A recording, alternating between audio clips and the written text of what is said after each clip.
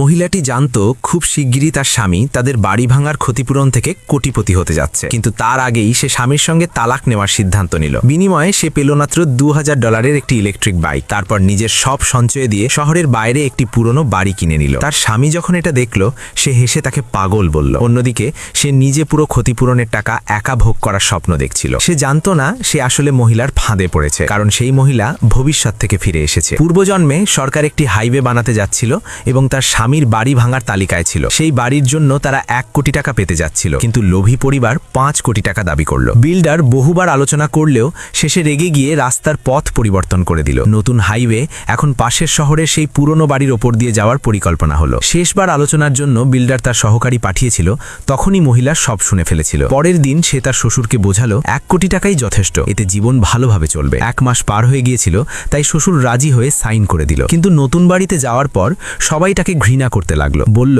তার জন্য $4 কোটি ক্ষতি হয়েছে। এরপর এক বৃষ্টির রাতে তাকে বাড়ি থেকে বের করে দেওয়া হয় এবং ঠান্ডায় জমে তার মৃত্যু হয়। হয়তো ভাগ্য তার ওপর দয়া করেছিল, তাই সে আবার সেই দিনই ফিরে এলো যেদিন বাড়ি ভাঙার কাজ শুরু হওয়ার কথা ছিল। এইবার সে শ্বশুরের পক্ষ নেওয়ার অভিনয় করল এবং বলল $5 কোটির কমে রাজি হওয়া যাবে না। তার দেবর বলল ভাইয়ের বিয়ে হয়েছে, তাই কমপক্ষে $4 কোটি পাওয়া উচিত। স্বামী রেগে বলল এই টাকা আমাদের পরিবারের, কোনো বাইরের মহিলার নয়। সেই মুহূর্তেই সে তালাক চেয়ে বসল, যা মহিলাটি চেয়েই ছিল। পরের দিন সে তালাকের কাগজে সাইন করে বেরিয়ে গেল। যাওয়ার সময় মহিলা তাকে আরো উস্কে দিল, এই বাড়ির দাম $10 কোটি, এর কমে রাজি হয়েও না। অন্যদিকে মহিলা নিজেই একজন এজেন্ট নিয়ে পাশের শহরের সেই পুরনো বাড়ি কিনতে বেরিয়ে পড়ল, কারণ সে জানত দেরি হলে সব পরিকল্পনা বদলে যাবে। এজেন্ট বলল মালিক বিদেশে আছে, কিন্তু মহিলা হার মানল না এবং তাকে খুঁজতে থাকলো। এদিকে তার প্রাক্তন স্বামী প্রতিদিন ঝামেলা করতে লাগলো। 1 মাস কেটে গেল এবং বিল্ডারের রাস্তা পরিবর্তনের সময় এসে গেল। অবশেষে এজেন্ট পুরনো বাড়ির মালিকের সাথে যোগাযোগ করতে পারল এবং কিছুক্ষণের মধ্যেই বাড়িটি মহিলার নামে হয়ে গেল। অন্যদিকে তার স্বামী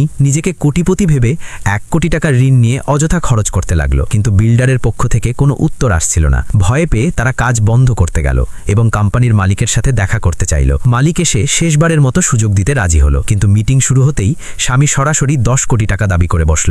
ব্যবসায়ী রাগে ফেটে পড়ল এবং বলল সে ভেবে জানাবে।